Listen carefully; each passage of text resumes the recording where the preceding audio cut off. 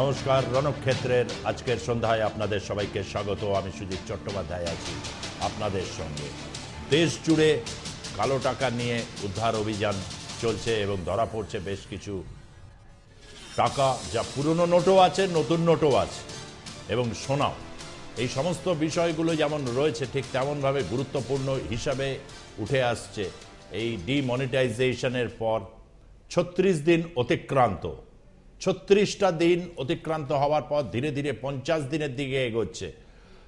অনেকটাই হচ্ছে যে টার্গেট যেটা দিয়েছে সরকার, অর্থাৎ সপ্তাহে ২৪,০০০ টাকা এবং এটিএম থেকে ২,০০০ টাকা, সেটাকে হয়তোবা অনেকটা নিয়ন্ত্রণে আনতে পারবে। অত শহর জুড়ে বা মহানগর জুড়ে এটা বলা যায়, বা বেশ ১,০০০টি যে শহর আছে দেশে, সেখানেও পরিস্থিতি অনেকটাকে হয়তো নিয়ন্ত্রণে আনতে পারবে। অন্তত সেটা চিত্রটা সেদিকে এগোচ্ছে। কিন্তু আফটার এফেক্টস, এত বড় একটা অর্থনৈতিক সুনামি এবং যার জেরে বেশ যে জায়গাগুলোতে এফেক্টেড, সেগুলোকে নিয়েই কিন্তু সবচেয়ে বেশি চিন্তার বিষয়। এবং আজও এই বিষয় নিয়ে বেশ কিছু খবর রয়েছে। সেই খবরগুলোর দিকে প্রথমে আপনাদের দৃকপাত করাচ্ছি। নোট বাতিলের পর প্রথমেই যেটি বললাম, দেশের বিভিন্ন প্রান্তে আয়কর দপ্তরের যে হানাদারি চলছে। মঙ্গলবার রাত থেকে দিল্লি, বেঙ্গালুরু, পাঞ্জিম সহ দেশের বিভিন্ন প্রান্তে কালো টাকা উদ্ধারে অভিযানে উদ্ধার হয়েছে বেশ কয়েক কোটি টাকা। মঙ্গলবার রাতে দিল্লির একটি হোটেলে হানা দিয়ে পুরনো নোটে প্রায় ৩ কোটি টাকা উদ্ধার করে আয়কর বিভাগ। গোপন সূত্রে খবর পেয়ে পুলিশ আয়কর বিভাগ যৌথ অভিযান চালায়। ঘটনায় ৫ জনকে আটক করা হয়েছে। পুলিশের দাবি ধৃতরা হওয়ালা কারবারে যুক্ত ছিল। অন্যদিকে দিল্লি বিমানবন্দর থেকে লুকিয়ে সোনা নিয়ে যাওয়ার জন্য ২ ব্যক্তিকে আটক করে পুলিশ।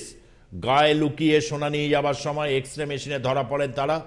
তাদের কাছ থেকে উদ্ধার করা হয়েছে ১৬ কেজি সোনা। ১৬ কেজি সোনা তাদের কাছ থেকে উদ্ধার করা হয়েছে। এবার চলে আসছি পরবর্তী যে খবর, সে খবরের দিকে। সেটি হচ্ছে উর্জিত পটেল। উর্জিত পটেল, যিনি রিজার্ভ ব্যাংকের গভর্নর, যার নীরবতা নিয়ে বিভিন্ন মহলে প্রশ্ন ছিল, আজই কলকাতায় এসেছেন রিজার্ভ ব্যাংকের গভর্নর উর্জিত পটেল। আগামীকাল মুখ্যমন্ত্রী মমতা বন্দ্যোপাধ্যায়ের সঙ্গে তার বৈঠক করার কথা। রিজার্ভ ব্যাংকের গভর্নর আসার আগেই সোমবার থেকে রাজ্যে এটিএম ব্যাংকগুলিতে পর্যাপ্ত নোটের সরবরাহ রাখা হয়েছে। তথাপিও বেশ কিছু প্রশ্ন রয়েছে। মুখ্যমন্ত্রী রাজ্যে নোট পরিস্থিতি সম্পর্কে জানতে চাইলে রিজার্ভ ব্যাংকের গভর্নর যাতে স্বাভাবিক অবস্থার কথা জানাতে পারেন, তার জন্যই এই ব্যবস্থা করা হয়েছে বলে জানা যাচ্ছে। তার কারণ অবশ্য রয়েছে যে আরবিআই দপ্তর পর্যন্ত আজ মিছিল করে গেছেন তৃণমূলের মন্ত্রী এবং বিধায়করা। শীর্ষস্থানীয় মন্ত্রী এবং বিধায়করা মিছিল করেছেন। মিছিলে পা মিলিয়েছেন পার্থ চট্টোপাধ্যায়, ফিরহাদ হাকিম, সুব্রত বক্সি সহ তৃণমূলের হেভিওয়েট নেতা মন্ত্রীরা। মিছিল থেকে নোট বাতিলের সিদ্ধান্তের প্রতিবাদে মোদী সরকারকে তীব্র ভাষায় আক্রমণ শানিয়েছেন তারা। যতই কেন্দ্রীয় সরকার আশ্বাস দিক না কেন, নোট বাতিল নিয়ে সাধারণের হয়রানির প্রতিবাদে তৃণমূল সরকারের যে আন্দোলন চলতে থাকবে, তা এদিনও স্পষ্ট করে দিয়েছেন তৃণমূল কংগ্রেসের মহাসচিব পার্থ চট্টোপাধ্যায়। সেই গচ্ছিত টাকা কেন আমরা আমাদের ইচ্ছে মতো নিতে পারবো না? এ কোন দেশে বাস করছি যেখানে সংবিধানের যে ধারাগুলো আমাদেরকে ক্ষমতা দেয়, স্বাধিকার দেয়, আমাদের অধিকার দেয়, সেই অধিকার আজকে ভঙ্গ হচ্ছে। কালোধন যাদের ছিল তারা আগে থেকেই জানতো, তারা সব ব্যবস্থা করে ফেলেছে। আর যারা সাদা টাকায় আছে তাদেরকে কালো টাকা করে ধরবার চেষ্টা হচ্ছে। এই যে নতুন নতুন টাকাগুলো, প্রায় কোটি কোটি টাকা, ২,০০০ টাকার নতুন নোট, যা লাইন দিয়ে পাওয়া যাচ্ছে না, সেই টাকা তাদের কাছে পৌঁছাচ্ছে কিভাবে? এমনকি বলা হচ্ছে যে জঙ্গি দমনে আমরা এই ব্যবস্থা নিয়েছি, অথচ দেখা গেল পাকিস্তানের জঙ্গি দমনে তাদের নতুন টাকা পৌঁছে গেছে। ঠিক আরও একটি বিষয় রয়েছে। আজকের সংসদ বিভিন্ন সময় বারবার অচল হয়েছে এবং তার মধ্যে গুরুত্বপূর্ণ যে খবরটি নিঃসন্দেহে গোটা দেশের দৃষ্টি আকর্ষণ করেছে, সেটি কংগ্রেসের সর্বভারতীয় সহসভাপতি রাহুল গান্ধী। এবং নোট বাতিল ইস্যুতে যতবার কথা বলতে চেয়েছেন তিনি, ততবার তাকে বাধা দেওয়া হয়েছে। এবং সহসভাপতি রাহুল গান্ধী আজকে জানিয়েছেন তার কাছে প্রধানমন্ত্রী নরেন্দ্র মোদীর দুর্নীতি নিয়ে একেবারে নির্দিষ্ট তথ্য প্রমাণ তার হাতে রয়েছে। নির্দিষ্ট তথ্য প্রমাণ আছে বলেই তিনি লোকসভায় সেটা বলতে চান। এবং লোকসভায় তাকে এই কারণে বলতে দেওয়া হচ্ছে না, তার কারণ তিনি আগে থেকেই জানাচ্ছেন যে তার কাছে প্রধানমন্ত্রী নরেন্দ্র মোদীর দুর্নীতির বিষয়ে তার কাছে প্রমাণ রয়েছে এবং তিনি লোকসভায় বলতে চাইছেন, অথচ তাকে বলতে দেওয়া হচ্ছে না। কি বলেছেন তিনি সেটাও শুনবো। मगर ये हमारा राजनीतिक हक है, हम चुन कर आए हैं, हम सब एमपीज हैं कि हमारा हक बनता है कि हमें वहां बोलने दिया जाए। और प्रधानमंत्री डरे हुए हैं, कभी पॉप कॉन्सर्ट में जाते हैं, कभी पब्लिक मीटिंग में जाते हैं, हाउस में क्यों नहीं आ रहे हैं, हाउस में हमें क्यों नहीं बोलने दे रहे हैं। पहली बार इतिहास में ट्रेजरी बेंचेस सरकार चर्चा को रोक रही है। प्रधानमंत्री जी को बहाने बनाना बंद करना चाहिए, आना चाहिए अंदर और हम सबको बोलने का समय देना चाहिए। फिर देश डिसीजन ले कि ऑपोजिशन के लोग सच बोल रहे हैं या प्रधानमंत्री जी सच बोल रहे हैं। धन्यवाद। আজকে যারা বিতর্ক এবং বিশ্লেষণকে সঙ্গে নিয়ে রয়েছেন, আশুতোষ চ্যাটার্জি যিনি রাজ্য সভাপতি ছাত্র পরিষদ, স্বাগত জানাচ্ছি। রয়েছেন স্বপন দাস, রাজ্য বিজেপি নেতা। স্বপন দাস, আপনাকেও স্বাগত। রয়েছেন প্রসূন ভৌমিক, কবি এবং গণ আন্দোলন কর্মী, আপনাকেও স্বাগত। এবং রয়েছেন অশোক মুখোপাধ্যায়, ব্যাংক কর্মচারী আন্দোলনের নেতা, আপনাকেও স্বাগত জানাচ্ছি অশোকবাবু। আমি প্রথমে স্বপন দাস যিনি রাজ্য বিজেপি নেতা তার কাছেই আমি যাচ্ছি। একে তো হচ্ছে প্রধানমন্ত্রী ভয় পেয়েছেন, এটা রাহুল গান্ধী বারবার বলছেন এবং হচ্ছে এতটাই ভয় পেয়েছেন যে তাকে বলতে দেওয়া হচ্ছে না। এবং পার্থবাবু একটা খুব গুরুত্বপূর্ণ কথা আজকে রিজার্ভ ব্যাংকের সামনে বলেছেন যে কালো ধন যাদের ছিল তারা ইতিমধ্যেই কিন্তু তার আগেই, ঘটনার আগেই তারা তাদের ব্যবস্থা করে ফেলেছেন। শুধু শুধু হচ্ছে মানুষের হয়রানি, যে হয়রানির কারণে তৃণমূল কংগ্রেসের আন্দোলন চলবে। এই দুটো বক্তব্যর পরিপ্রেক্ষিত রাহুল গান্ধী এবং পার্থ চট্টোপাধ্যায়, আপনি একটু বলুন। প্রথমে রাহুল গান্ধী বলি, কারণ উনি অনেক কিছু করবেন বলেছেন। রাহুল গান্ধী লোকসভায় তার আজ পর্যন্ত পারফরমেন্সের চারটা একটু আমি বলে নিই। 82% গড় হাজিরা দেয় দেশের বিভিন্ন সাংসদরা।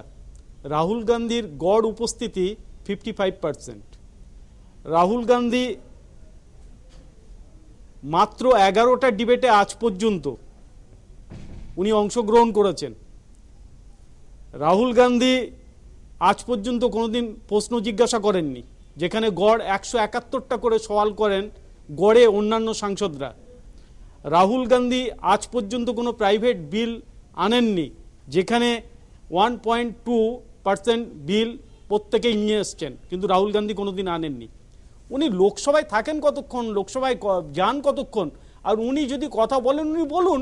লোকসভায় বলতে পারছেন না, বাইরে বলুন, বলবেন না কেন? যদি লোকসভায় বলা আর বাইরে বলার মধ্যে পার্থক্য থাকে স্বপনবাবু। লোকসভায় বললে ওটা অথেন্টিকেটেড হয়ে যায় এবং যেহেতু প্রধানমন্ত্রীর দুর্নীতি বিষয়ে তিনি বলতে চাইছেন, সেই কারণেই লোকসভায় দুর্নীতির বিরুদ্ধে রাহুল গান্ধীর কাছে যদি প্রমাণই থাকে, তো প্রমাণ করার জায়গা শুধুমাত্র লোকসভা নয়, কোর্টও আছে। Go to the court. কেউ ওনাকে আটকাচ্ছে। তিনি লোকসভার একজন সাংসদ হয়, সেই কথাটাই তো বললেন। আমরা তো জিতে এসেছি। লোকসভার সদস্য হলে লোকসভায় আলোচনা করুক। লোকসভায় আলোচনা করবে না, প্রত্যেকদিন গন্ডগোল করবে আর ওয়াকআউট করবে, তাই এটা হয় নাকি কখনো? সেটা তো বলতে দিচ্ছেন না স্পিকার বা ভারতীয় এই যে ট্রেজারি বেঞ্চ থেকে সরকারি বেঞ্চ বাধা দিচ্ছে। একেবারে নয়, ওরা ওদের খুশি মতো সংসদ চালাতে চাইছে। আজকের রাষ্ট্রপতি পর্যন্ত বলেছে যে কিছু সংখ্যালঘু সংসদের মাধ্যমে যারা মাইনরিটি মেম্বার্স, তারা কেবলমাত্র হুজ্জুতি করে সংসদ ভণ্ডুল করে দেবেন। এই জিনিসও চলতে পারে না। আজকের রাষ্ট্রপতি পর্যন্ত তার রিয়াকশন দিয়েছেন। এটা কি হতে পারে? সংসদ চলতে দিক, আলোচনা করুক, রাহুল গান্ধী তার বক্তব্য রাখুক, নরেন্দ্র মোদী তার বক্তব্য রাখবেন, কিন্তু মূল কথা হচ্ছে যেন তেন প্রকারে সংসদকে ভণ্ডুল করে দেবো আর বাইরে এসে বলবো বিরাট কিছু। আসল কথা, আমাদের দেশের বিরোধী দলগুলো এই মুহূর্তে এমন একটা অবস্থায় এসছে, তাদের কিছু নেই। দ্বিতীয়, আপনি পার্থ চ্যাটার্জির কথা বলেছেন। পার্থ চ্যাটার্জির কথাতে বিরাট কিছু গুরুত্ব দেওয়ার আছে বলে আমি মনে করি না, কারণ উনি যে ভয়েসটা বলেন আর যেটা বলেন আর যেটা বলতে চান, ঠিক আছে। একটুখানি আজকে রিজার্ভ ব্যাংকের কাছে গেছেন, ওরা দেখে নিয়েছেন পশ্চিমবাংলায় মানুষের কাছ থেকে ওরা কোনো সমর্থন পাচ্ছেন না এই ইস্যুতে। স্বাভাবিকভাবে যখন পরিস্থিতি অনেকটা স্বাভাবিক হয়ে এসছে, তখন এই জিনিসগুলোকে নিয়ে ইস্যুটাকে জিইয়ে রাখার জন্য কিছু না কিছু প্রোগ্রাম নেবে, এটা স্বাভাবিক ব্যাপার। কিন্তু অভিযোগটা কি? অভিযোগ হচ্ছে কালো ধান যাদের ছিল তারা এই অভিযানের অনেক আগেই জানতো এবং তারপর তারা তাদের কালো ধান তারা কিন্তু সেট করে ফেলেছে।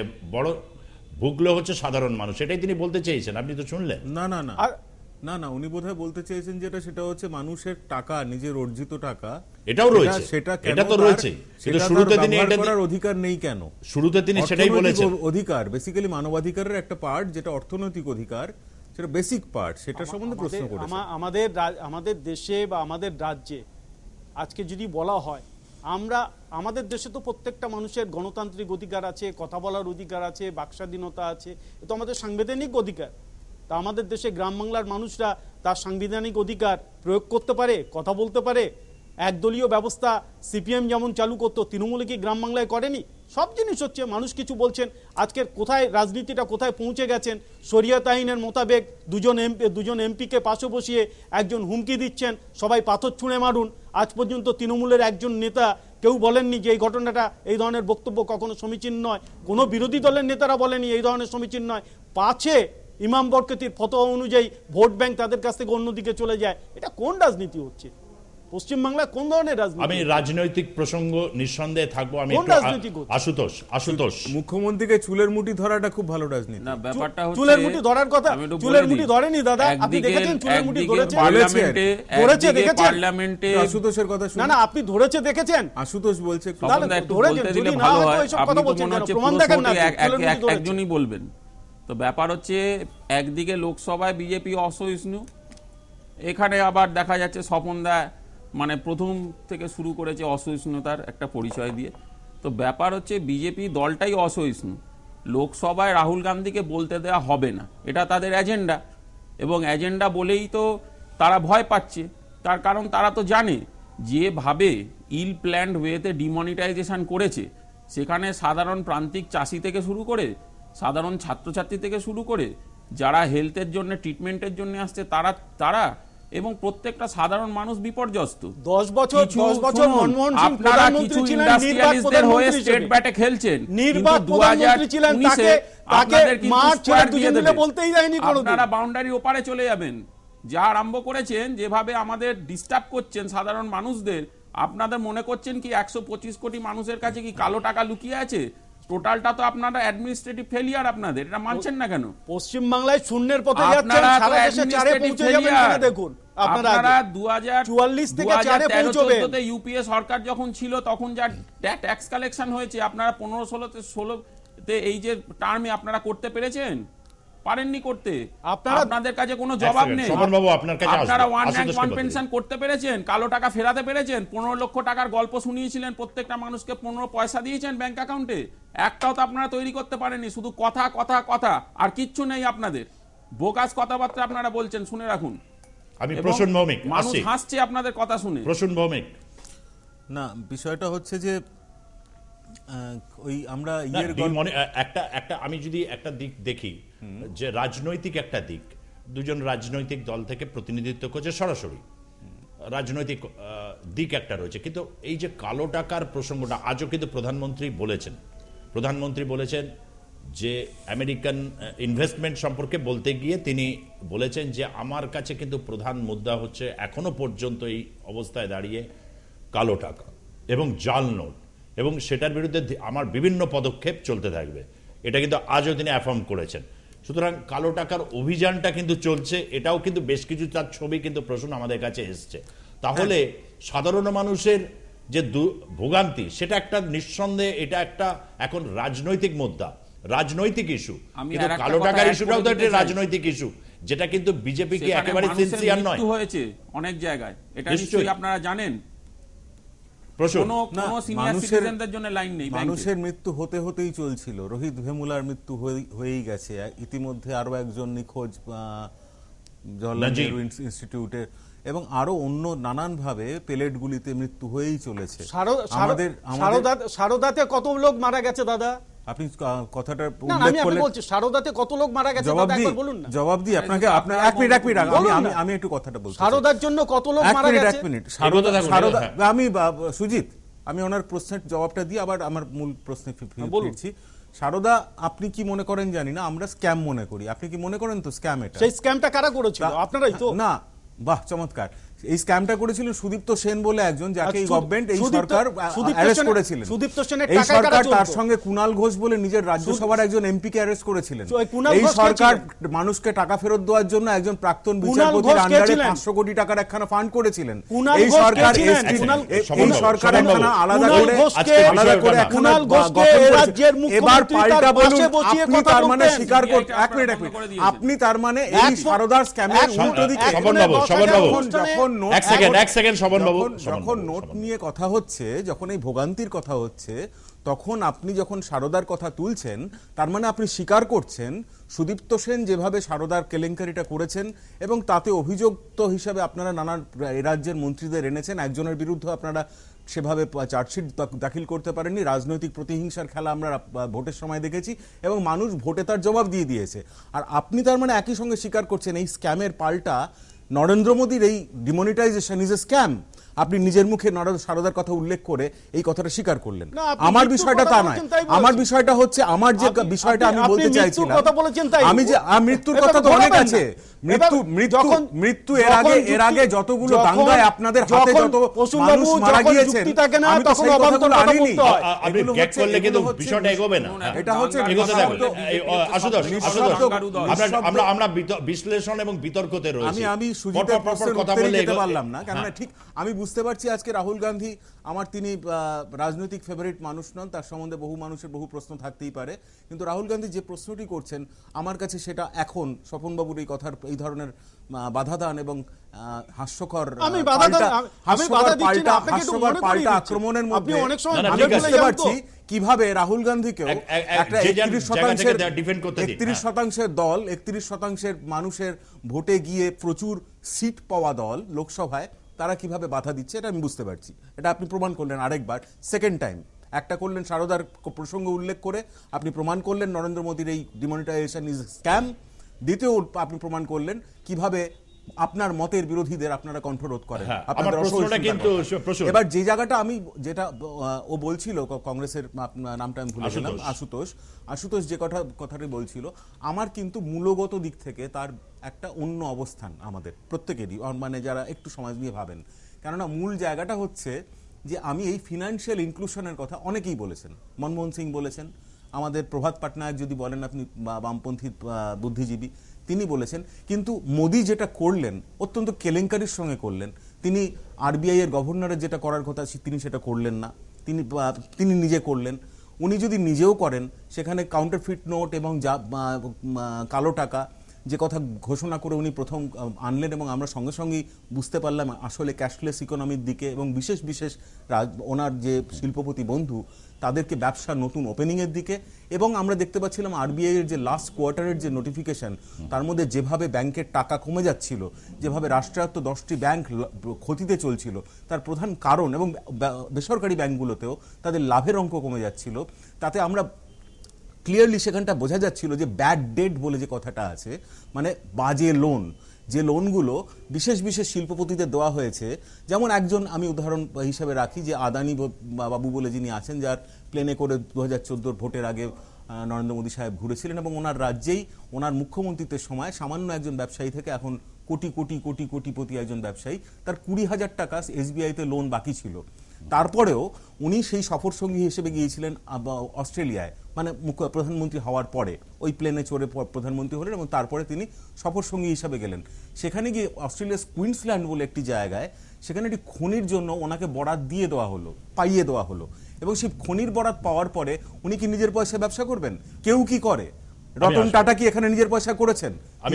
লোন নিয়েছেন, সেই লোনটার ব্যবস্থা করে দেওয়া হলো 6,000 কোটি টাকা। আমি বুঝতে পেরেছি 20,000 কোটি টাকা কোথাও পাইয়ে দেওয়ার একটা প্রক্রিয়াকে হাইলাইট করতে চাই। বিষয়টা শুধু পাইয়ে দেওয়ার প্রক্রিয়া না, এদের ফলে যে বিপুল পরিমাণের ব্যাড লোন, তার ফলে যে এনপিএ যাকে আমরা বলি নন পারফর্মিং অ্যাসেট, সেটা, এবং এই লোন দেওয়ার প্রক্রিয়াটা কি 2013-14তে যেটা দেওয়া হয়েছে প্রায় 3,29,00,000 কোটি টাকা, 3.29 লাখ করোড় টাকা। আমরা দেখলাম তারপরের বছরই 15তেই সেটা এসে দাঁড়ালো 6.49 লাখ করোড়। এইটা দেওয়া হচ্ছে বিশেষ বিশেষ প্রিয় শিল্পপতিদের আমি একটু- সেই টাকা দেওয়া হচ্ছে এবং সেই টাকা ফেরত পাবে না, আমি সেটা বোঝা যাচ্ছে। অশোক বাবুর কাছে একটু আসছি। অশোক বাবু, একটা হচ্ছে যে অর্থনৈতিক দিক থেকে ব্যাংকের যে পরিস্থিতি আমরা দেখতে পাচ্ছি যে অনেক এখনো পর্যন্ত আপনি বলতেই পারেন ক্যাশ কতটা আছে সেটার একটা স্ট্যাটিস্টিক্স, কারণ মানুষ যখন একটা সরকারি সিদ্ধান্ত সপ্তাহে 24,000 এবং হচ্ছে এটিএম থেকে 2,000 কত পার্সেন্টেজ অফ ক্যাশ, সেটা আমরা মোটামুটি দেখছি পরিস্থিতির কিছুটা বদল হয়েছে। এখন হচ্ছে গণতান্ত্রিক অধিকার, আমার সঞ্চিত অর্থ আমি তুলব, এটা তো নিঃসন্দেহে একটা রাজনৈতিক প্রশ্ন যে নিয়ে ডিবেট হচ্ছে এখন প্রবলভাবে চলছে।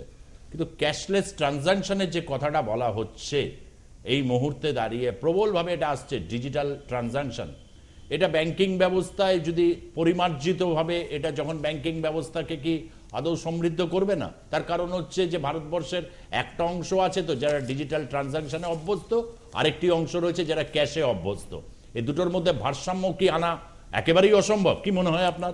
দেখুন, আপনাকে আমি বলছি যে এই মুহূর্তে ভারতবর্ষে যদি আপনি দেখেন যাদের কাছে প্লাস্টিক কার্ড যেটা বোঝায় আর কি, যেটা বলছে ক্যাশলেস, তো সেই প্লাস্টিক কার্ড আপনি যদি দেখেন তাহলে হচ্ছে 2.6 crore লোকের হাতে কিন্তু কার্ড রয়েছে।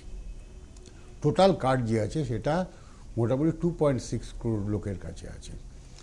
ব্যাংক, বহু জায়গায় ব্যাংক কিন্তু এখন এটিএম কার্ড দিচ্ছে না তা নয়, দিচ্ছে, কিন্তু মুশকিলটা হচ্ছে এটিএম কার্ডের ক্ষেত্রে ব্যবহার করার নিয়ম আছে যে আপনি ইমিডিয়েটলি যদি আপনি ও পিনটা দিয়ে ব্যবহার না করেন তাহলে আপনার কার্ডটা ল্যাপস হয়ে যাবে।